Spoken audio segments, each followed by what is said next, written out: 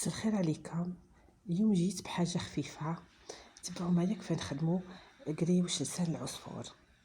نجيبوا ان بول، نحطوا فيه 3 كيسان فرينه، نقابلوهم ب4 مغارف مارغرين دايبه، نحطوا قرصه ملح ومغرف كبيره كريم فريش او ياغورت طبيعي. من بعد نلموا الفرينه تاعنا بلا حليب، عندنا كاس حليب نلموا به العجينه تاعنا، نلموها بيان ونحطوها ترتاح لمده نصف ساعه باش نقدروا نخدموا الحلوى نتاعنا.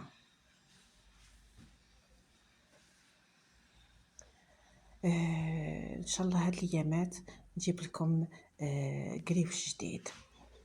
اليوم جبت لكم غير حاجه سهله خفيفه، شويه مريضه عليها ما قدرتش ندير حاجه كبيره. ان شاء الله مازلت نقدم لكم حوايج جدد. حنا العجينه تاعنا تقدروا تقطعوها على 3 بارتي ولا 4 قطع كيما حبيتو نتوما. حبيتو هذيك القريوش اللي نديرو نخدموه حبه كبيره وتكون عندها عده طبقات، ديروا طبقه كبيره تاع العجينه باسكو رانا نحلوها ونلويوها على عده طبقات باش كي نقليوها تتخلق لنا حبه عندها عده طبقات. لكن حبيتوها حاجه خفيفه برك، ديروا قرصه صغيره وحلوها وطويوها كما حتشوفوا في الفيديو. سهله خلاص. خفتوا تلصق لكم ديروا لها نشا سما دركا كي تحلوها ديروا نشا هكا خفافيه لو طور تاع العجينه كامل داخل وطويوها بالعقل بالعقل. ولا شتو العجينه تاعكم مليحه وما تلصقش ما ديروش نشا وطويوها وقليو. بيان سور الزيت لازم يكون سخون.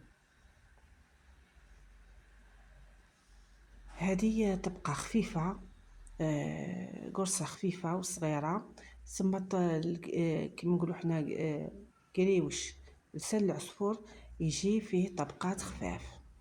شوف كيف تطبق سهله خلاص. اطويوها بتقصوها على شكل اللي حتشوفوه هنا. غير مرغوب تحبوا تمسحوا بياض بيض به تلصق.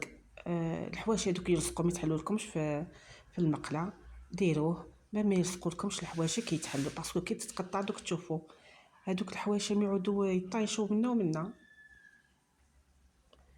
سهله خلاص. قصوها هكا وحطوا المقله يغلي الزيت، لازم يكون يغلي، ورميو بالحبه بالحبه، قلبوها حركوها شويه باش تتحل من داخل.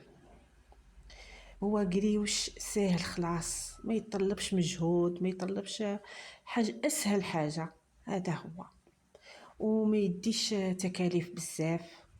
حبيتوا ديروا العجينه اللي ما فين يديروها نورمال ديروها، يعني المقادير العجينه القديمه نورمال كما حبيتوا. كل واحد واش حب يدير، تحبوا ديرهم صغار تحبوا ديرهم كبار كيف تاني نفس الشيء يجيو باهيين. اصلا القريوش هذا باهي في الشكل نتاعو بزاف. شوفوا هنا كي فيها طبقات قلال، مام هي جات مليحه وصغيره وطبقات ظراف. تحبوا ديروا حبه بريستيج وكلاس كثروا الطبقات راهم يجي روعه كي طيب، وديروا شويه كبير. تحبوا تحمروه تحبوا تخليوه صفر، وانتم حرين في الطياب تاعو، وما يجيش محروق يجي صفر يجي باهي وكلاس مع العسل يجي حطه. كما قلت لكم من قبل العسل تاعنا دايما نزيدوا فيه ما زهر. جامي ديروا عسل عاقد هكاك لا في البقله ولا في اي شحار، لازم ما زهر يخف هذاك العسل وكي تشحروه يجي بنين. ان شاء الله عجبكم الفيديو، ما تنساوش تعليق جام، ادعوا لي بالشفاء الله يستركم. وان شاء الله بدوري حنجيب لكم حلوه رائعه، انواع تاع البقلاوه تاني بريستيج كلاس. ان شاء الله نتلاقاو في ساعه الخير.